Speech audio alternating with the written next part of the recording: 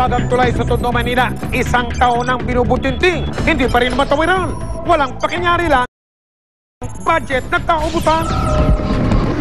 Nakakatulong sakay, yung mga tao. Palipat-lipat ng sakay. Natatagalan yung pagbibigay ng hirap talaga. Iba't iba man ang idinaraing.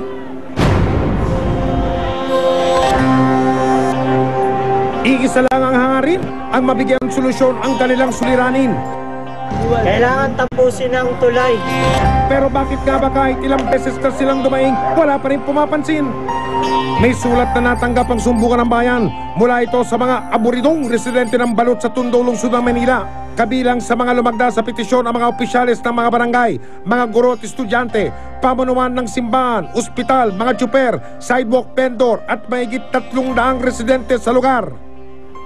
Sa pangunguna ng Pangulo ng Grupong Balot Senior Citizen Action Agad o BSCAA, inireklamo nila ang nakabimbing construction ng kanilang dinaraan ng tulay. Paano hindi po kayo magdaramdam? Hanggang ngayon, hindi namin malaman kailan ba talaga umpisahan. Hindi ito ang unang beses na humingi sila ng tulong para sa problemang matagal na nilang sakit ng ulo. Ilang beses naman daw nangako ang mga otoridad. Pero napako pa rin daw ang pangakong ito at nauwi sa wala ang kanilang panawagan. Sa pagkakaalam ni Mang Aniceto, may pondong nakalaan ng gobyerno para sa tulay na kanilang inireklamo. Ito ang tulay ng Honorio Lopez sa Estero de Sulog Apo sa Balot, Tondo, ang tulay na sentro ng reklamo. Nang binisita namin ang tulay, missing in action nga ang mga trabahador sa construction.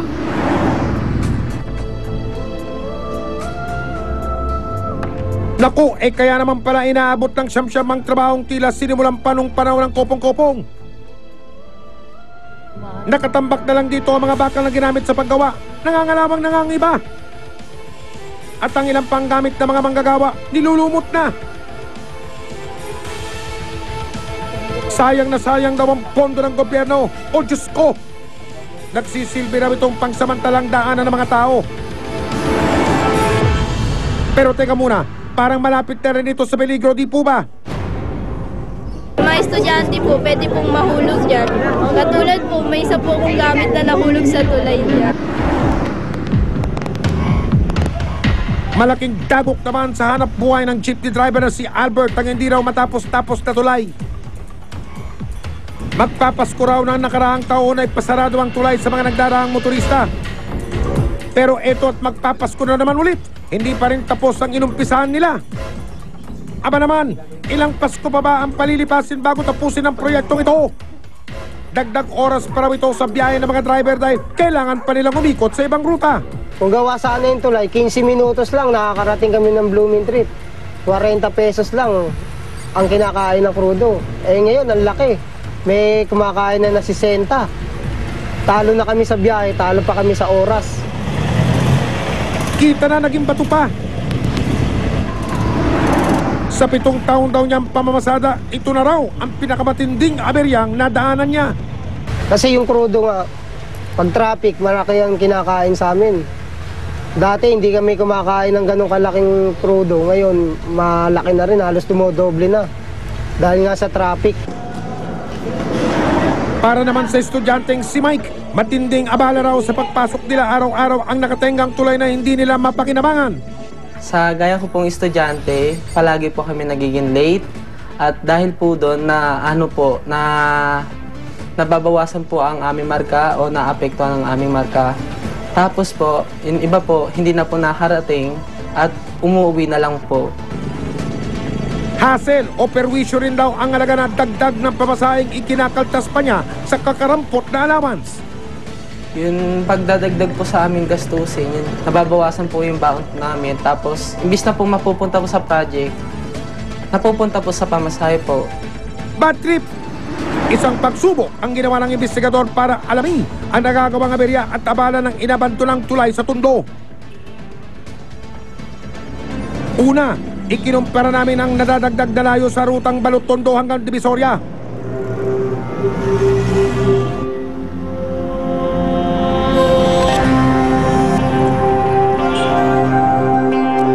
Ang dating ruta na mahigit 100 metro na makukuha lang dapat sa loob ng kalahating minuto Sa iniikutan ruta ngayon, mahigit 1 kilometro na ang kailangan lalakbayin ng mga sasakyan sa loob ng mahigit 5 minuto.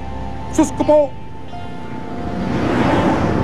At dahil iisa lang ang naging alternatibong ruta, ito bang resulta? Mabigat na daloy ng trapiko. Oh no!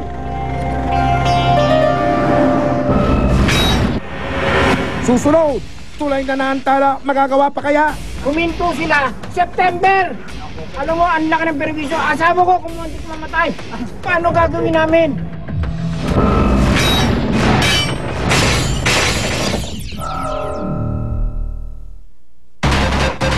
Ang mga nag-ingay, ang mga pinag-usapan. Magpasya na kung sino-sino ang biggest newsmakers ng taon. Abangan! Totoong yelo ho to? Totoong yelo yan. Kung White Christmas ang hanap ninyo, hindi nyo na kailangang mag-abroad Mas malamig tayo sa North Pole. at alamin ang siyensya sa likod ng unang Pasko. When was Jesus born? May dalawang major planetary conjunctions. That would be Jupiter and Saturn. Simula na ng aming Christmas special. Ipinatawag ko kayo ngayong araw na ito para sumama sa akin. Hey, Rudolph! Aha! Mas maagang oras ngayong linggo sa GMA. Tuloy man ang sumbong at reklamo. Walang tigil ang serbisyong totoo. Dahil hanggat may inaagrabyado, hanggat may abusado, hanggat may hindi 50 milyong piso. Sa tulay ba talaga napunta ang pera na yan? O kung kani-kaninong bulsa lang? Sa pinadalang sulat sa sumbungan ng bayan ng ilang residente mula sa Balot, Tondo, Lungsod ng Manila, inirereklamo nila ang nakatengdang paggawa ng tulay sa Honorio Lopez Boulevard. Dahil kailangan pang umikot sa ibang kalsada ng mga motorista, halos 2 litro raw ng gasolina ang tansya nilang naaaksaya kada araw.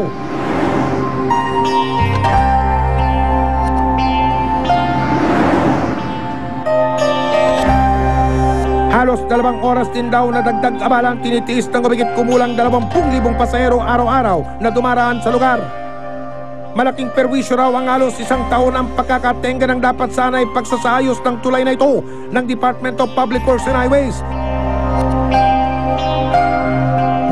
Ang residente na Balot, Tondo na si Mga Niseto nang gagalaiting naglabas ng sama na loob sa mga otoridad dahil sa perwisyong idinudulot daw sa kanila nang hindi matapos-tapos sa pagsasayos ng tulay. Ikot pa ng ikot, imbis ang lapit lang, dyan lang oh. Dapat hindi lang giniba, hindi naman nila tatapusin. Tapos, oh, asan na pera? Ilang kontraktor na? Ilang 47, 49, oh, ilang milyon yun? 96. Oh, tapos, patay na tagabalot. Ano sabi ng direktor?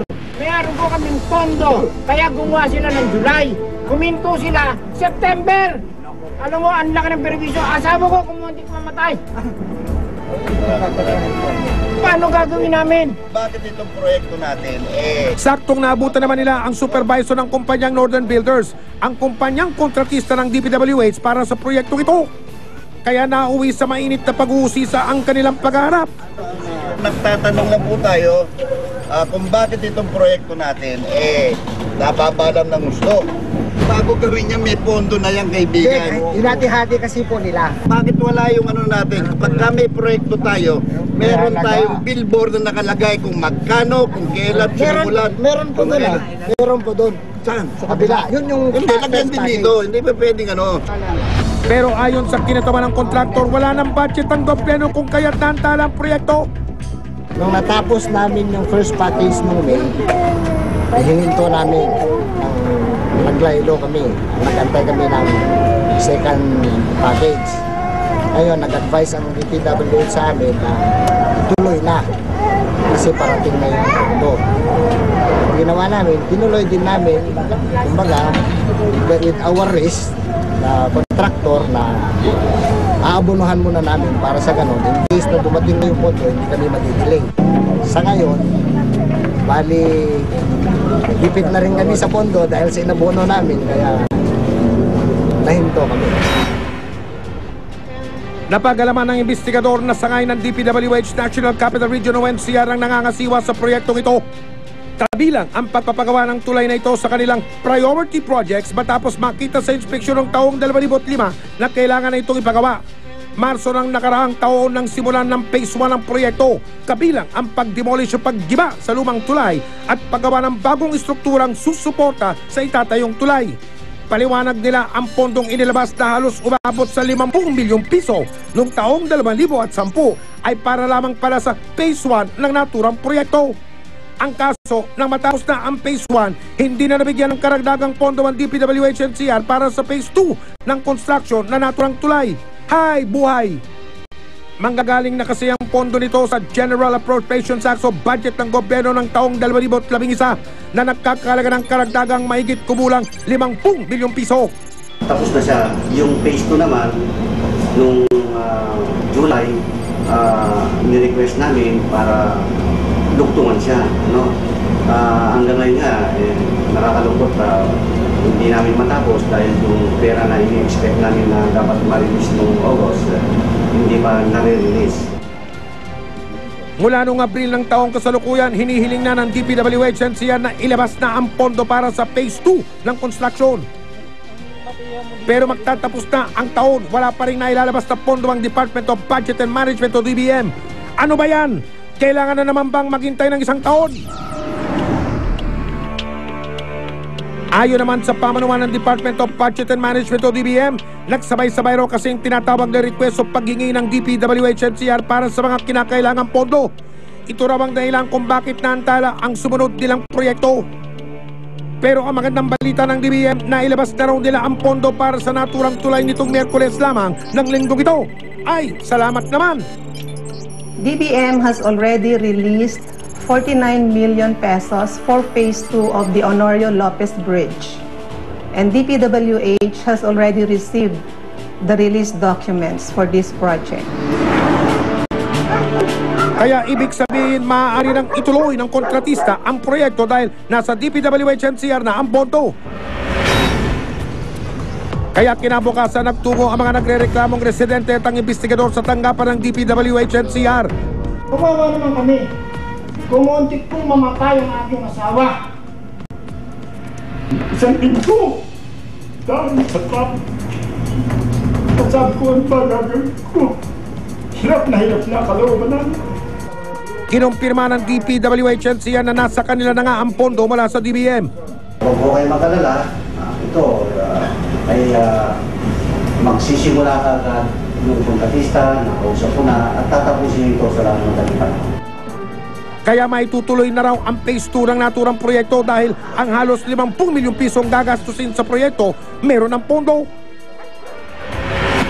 Ang bawat proyekto ng gobyerno dapat dagdag serbisyo para sa publiko at hindi dapat magdudulot ng perwisyo.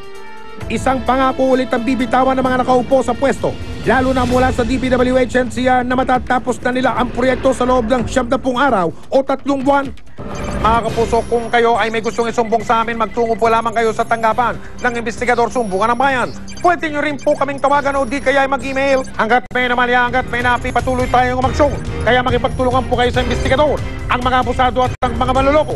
Huwag natin tanan-tanan. Hanggang sa muli, ako po ang inyong kapuso Mike Enriquez at ito ang bagong investigador.